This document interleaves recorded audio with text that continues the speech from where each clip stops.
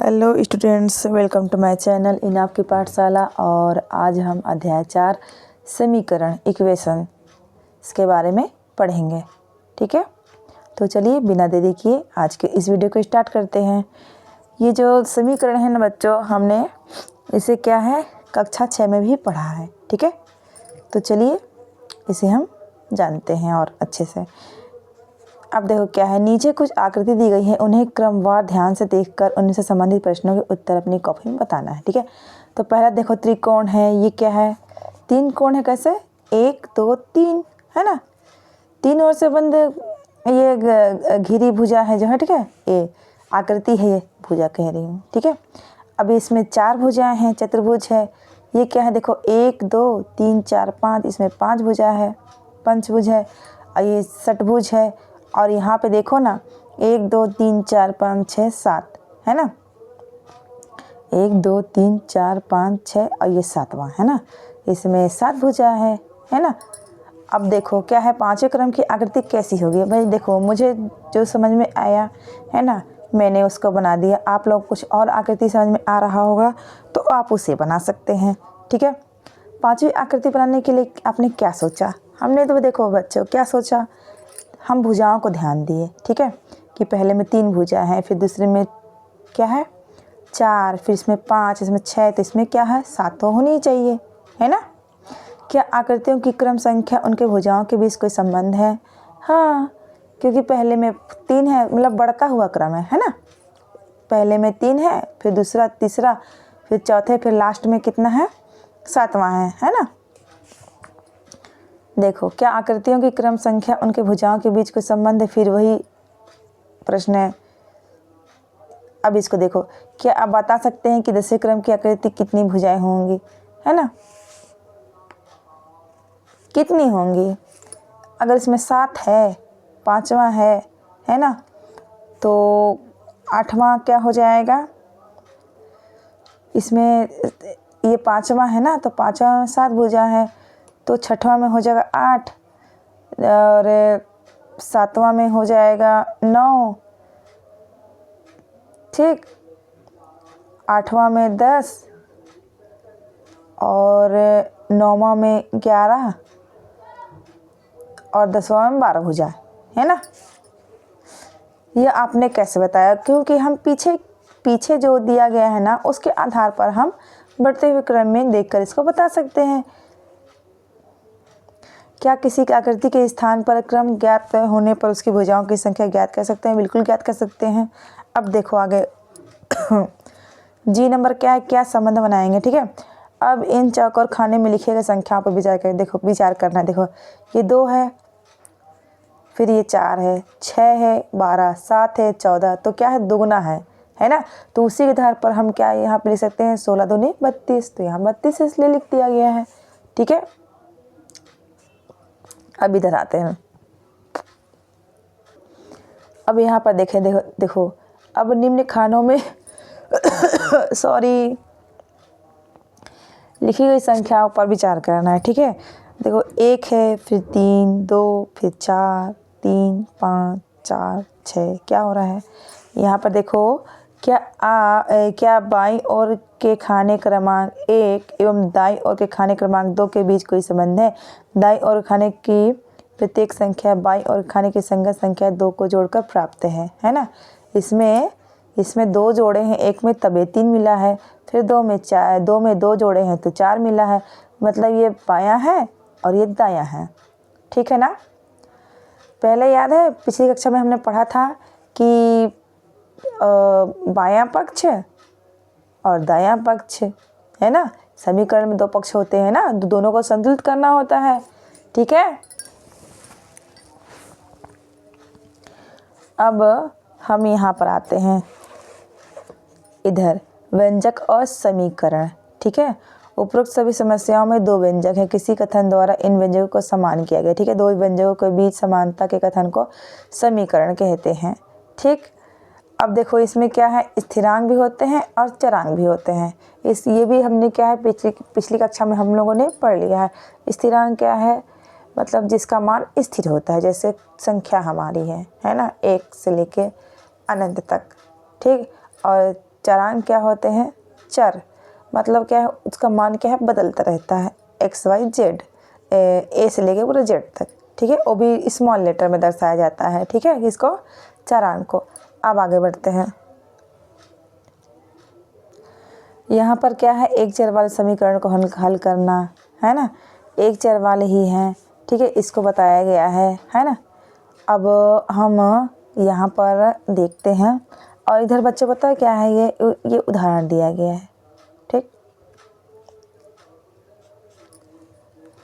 अब हम सीधा इधर आते हैं, प्रश्नावली। देखो बच्चों, इन उदाहरणों को भी आप लोग अच्छे से देख लीजिएगा। इन्हीं उदाहरण के आधार पर आगे क्या है, प्रश्नावली में प्रश्न पूछे गए हैं, ठीक है। तो चलिए यहाँ देखते हैं हम प्रश्नावली 4.1, ठीक। तो देखो, रिक्त स्थानों की पूर्ति करना है, समीकरण 2x = 4 का हल है ना। तो x का जगह में क्या होगा, अब देखो हम कैसे बता दें कि यहाँ पर 2 आएगा। तो देखो बच्चों, बिना हल किए क्या है, गणित में हम नहीं बता सकते, किसी निष्कर्ष पर या आंसर पर नहीं पहुँच सकते कि वहाँ पे क्या आने वाला है। तो इसको देखो हमने कैसे हल किया, यहीं पर बता देती हूँ, यहाँ पर तो जगह है, ठीक है। देखो कैसे यहाँ पर 2 लिखे, देखो ये 2x है ना, बराबर क्या है, ये है बायां पक्ष, ये है दायां पक्ष। अब देखो x का मान ज्ञात करने के लिए ये x यहाँ छोड़ देंगे, लिखेंगे, और ये यहाँ पर जो ये बराबर में है ना, ये क्या है, ये 4 के बट्टे में आ जाएगा, है ना, मतलब भाग में आ जाएगा, तो 2 आ गया, ठीक है। ये तो 2 का पहाड़ा, अब इसको काटना है, तो 2 1 कम और 2 दूनी 4, ठीक है। इस तरह से x का मान क्या आ गया, 2 आ गया, ठीक है। उसी तरह से इसका भी हल किया गया है। देखो ये x है और ये बटे में 3 है, बराबर 3, ठीक है, यही है ना। तो देखो ये दिख रहा है, ये बराबर में है, इसके नीचे कुछ नहीं है, 1 माना जाता है, ठीक। अब देखो तिर्यक गुणा होगा, इसका इसके साथ, इसका इसके, मतलब x ही रहेगा ये, ठीक है। तो क्या हो जाएगा, 3 तिहाई 9, तो x का मान क्या हो जाएगा, 9। उसी तरह से हम सबको हल करके यहाँ पर इसके मान को लिखे हैं। अब देखो समीकरण 3 में क्या है, x का मान 2 आएगा, समीकरण 2 में क्या है, y का मान 5 आएगा। अब देखो क्या है, प्रश्न नंबर 2 में समीकरण को हल करना है, उत्तर की जांच करना है, ठीक।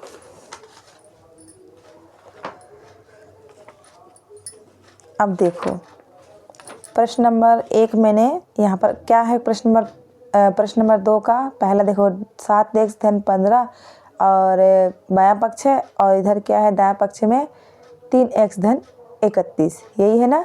तो देखो इसको कैसे हल किया गया है, 7x धन 15 बराबर 3x बराबर 31 धन 31। तो 7x यहाँ पे ये धन का चिन्ह है, सॉरी, इसको डायरेक्ट मैंने क्या है, हल किया है। तो देखो सही है, सही है, सही है, सही है ये। तो देखो यहाँ से हल मैंने शुरू ही कर दिया, ठीक है। तो 7x धन 15 बराबर 3x धन 31। अब x को एक तरफ और मतलब चरांक एक तरफ, स्थिरांक एक तरफ कर लेंगे, ठीक है। तो 7x है ही, ये 3x इधर धन में है, तो इधर आएगा तो ऋण हो जाएगा, ठीक है। तो ये ऋण 3x हो गया, बराबर यहाँ पे 31 है और ये 15 धन में है, इधर आएगा ऋणात्मक संख्या हो जाएगा, ऋण 15 हो गया। अब ये देखो 7 में 3 गया, 7x में से 3x गया, 4x बचा, और इधर 31 में से हम 15 घटाएंगे, 16 बचेगा। फिर यहाँ x को रहने देंगे, और ये 16 और ये 4 जो इसके बटे में आ जाएगा। चाहो तो सीधा सीधा काट सकते हैं, है ना, 4 1 का, इधर 4 4 16, है ना। इसलिए इस प्रकार ये क्या है, यहाँ पर x का मान क्या हो गया, 4 आ गया। अब इसका हम क्या है, इसके माध्यम से ही मैं क्या है उत्तर की जांच करना आप लोगों को बताऊंगी, ठीक है। तो देखो ये जो x का मान है ना बच्चों, है ना, 4 आया है, तो इधर के पक्ष में भी x का मान लिखेंगे और इधर भी x का मान लिखेंगे, ठीक है। तो देखो ये 7x है धन 15 और इधर बराबर 3x और इधर धन 31। 1 सेकेंड रुकेगा ना। इधर देखो बच्चों, है ना, बस इसको मैं क्लियर करना चाहती कि सही ये हो रहा है या मुझसे नहीं हो पा रहा है, ठीक है। तो देखो जहाँ पर ये x का है ना मान 4 आया है, तो देखो बच्चों जहाँ जहाँ x लिखा है ना 7x, तो वहाँ पर क्या है इसका मान 4 लिखेंगे। तो देखो 7x धन 15 बराबर 3x धन 31। तो 7 है, x का मतलब यहाँ पे क्या है, कुछ नहीं का निशान है, यहाँ पे गुणा है मतलब ना। तो 7 गुणा 4, क्योंकि x का मान हमें पता चल गया। फिर धन 15 बराबर 3 गुणा 4 है ना, x का मान ही धन है 31। अब यहाँ पे 4 7 28 हो गया, ठीक है, धन 15 और इधर बराबर 12 धन 31 है ना। ये 4 3 12 हो गया, ठीक है, 31 आ गया। तो अब जोड़ेंगे इसको, 43 इधर भी आएगा और 43 इधर भी आएगा। इस प्रकार ये क्या हो गया, उत्तर की जांच हो गया, ठीक है। उत्तर की क्या हो गया, ये जांच, ठीक है। अब उसी प्रकार आप लोग इधर जब हल की हो ना और प्रश्न, इसको भी आप लोग ये तीसरा, चौथा और यहाँ 5वां पर हल करके बताई हूँ। तो उसको भी क्या है, आप लोग उत्तर की जांच कर लीजिएगा, ठीक है ना। तो देखो तीसरा क्या है, दूसरा आसान है। यहाँ पे देखिए प्रश्न नंबर 2 आसान है, इसको आप लोग कर लीजिएगा, ठीक। तो देखो प्रश्न नंबर कितना मैं हल की हूँ। अब आते हैं तीसरे नंबर पे।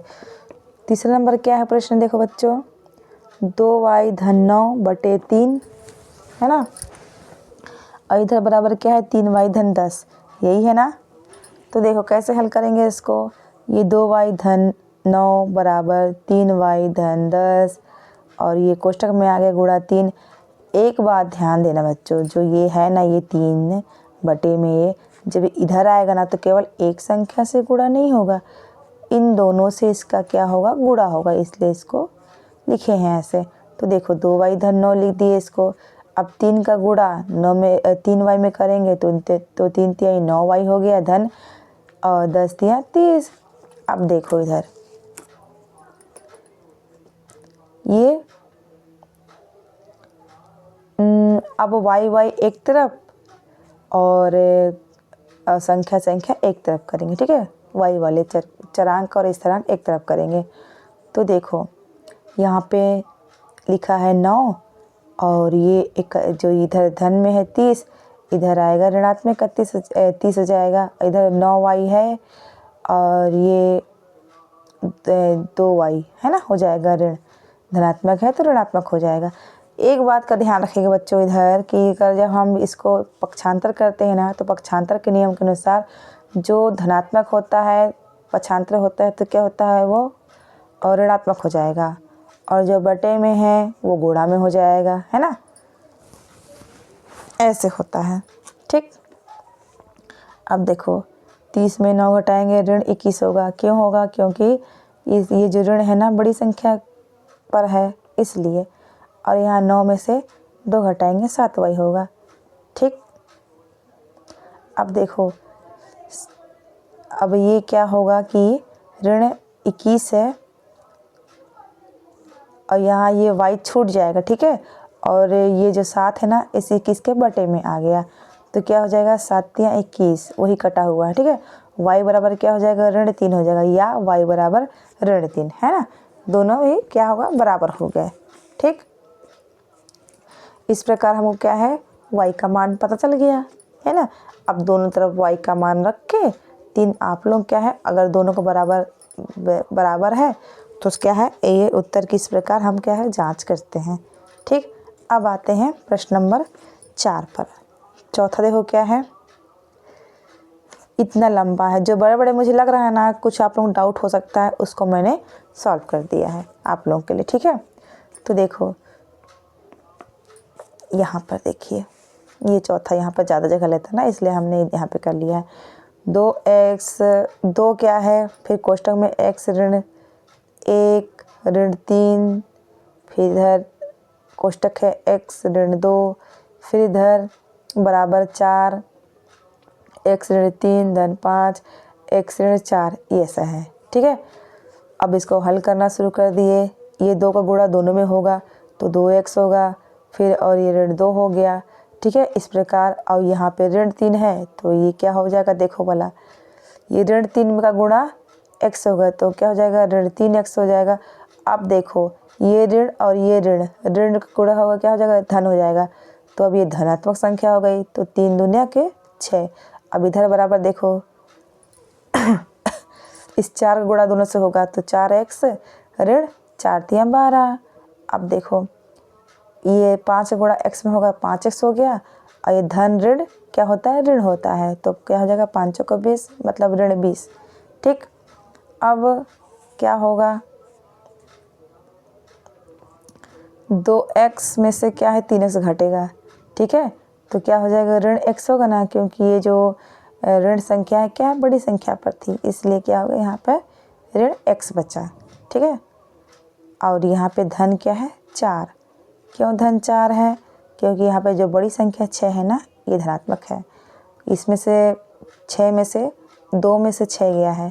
ठीक, तो इस प्रकार 4 है। अब देखो 9x कैसे हो गया, ये 4x धन 5x कितना हो गया, 9x होगा, और यहाँ पे ऋण 12 और यहाँ पे ऋण 20, तो क्या है जुड़ेगा और चिन्ह किसका लगेगा, ऋणात्मक संख्या 32 का हो जाएगा। ठीक, अब देखो x एक तरफ करेंगे, ठीक, और संख्या एक तरफ, तो 4 धन ये ऋणात्मक है, इधर 32 इधर आके धनात्मक हो जाएगा। 9x धन और यहाँ पे ये ऋणात्मक है, इधर धनात्मक हो जाएगा, 10 हो गया। अब देखो ये 4 और 32 जोड़ेंगे 36 हो जाएगा, और इधर 10x हो गया। ठीक, अब यहाँ x बस रह जाएगा और ये 36 के बटे में आ जाएगा 10। अब ऐसी संख्या से 2 से दोनों को काटेंगे तो 2 पंचे 10 और ये 2 एक कम और 2 अठे 16 मतलब 18 बार में गया। ठीक, इस प्रकार x का मान क्या हो जाएगा 18/5 आ गया। अब एक लास्ट देख लो 5वां, 2x बटे 3 धन 5/6 बराबर 13/6। ठीक है, तो देखो 2x बटे 3 बराबर 13/6 ऋण, ये धनात्मक है, इधर आकर ऋणात्मक हो जाएगा 5/6। अब देखो दोनों में, इधर देखो 2/3, इधर कुछ नहीं करेंगे अभी इधर हल करेंगे। दोनों में 6 कॉमन है, एलसीएम लेंगे क्या होगा 13 ऋण 5 हो जाएगा। क्या हो जाएगा 2x बटे 3 वैसे उतरेगा, ये 13 में से 5 जाएगा 8 और ये बटे में 6। ठीक, अब क्या होगा तिर्यक गुणा होगा, मतलब 2x का 6 से 3 का 8 से, तो 6 दूना के 12x हो गया बराबर 8 के 24 है ना। तो x का बराबर क्या हो जाएगा 24/12, तो 12 एक कम और 12 दूनी 24। इस प्रकार x का मान कितना हो जाएगा 2। उम्मीद करती हूँ बच्चों आप लोगों को ये चीज़ जो मैं समझाना चाह रही थी वो समझ में आया होगा। ठीक है, और ये बाकी आप लोगों के लिए जो बच गए हैं ना, ये होमवर्क है। क्यों है, क्योंकि आप लोग करेंगे नहीं तो सीखेंगे कैसे। ठीक है, आज के लिए इतना ही, और अगर आप लोगों को ये वीडियो अच्छा लगा होगा तो इसे एक लाइक ज़रूर करिएगा, अपने दोस्तों से इस वीडियो को शेयर करिएगा और मेरे चैनल को सब्सक्राइब करिएगा। मिलते हैं नेक्स्ट वीडियो में, तब तक के लिए bye bye and take care. जय हिंद, जय भारत, जय छत्तीसगढ़।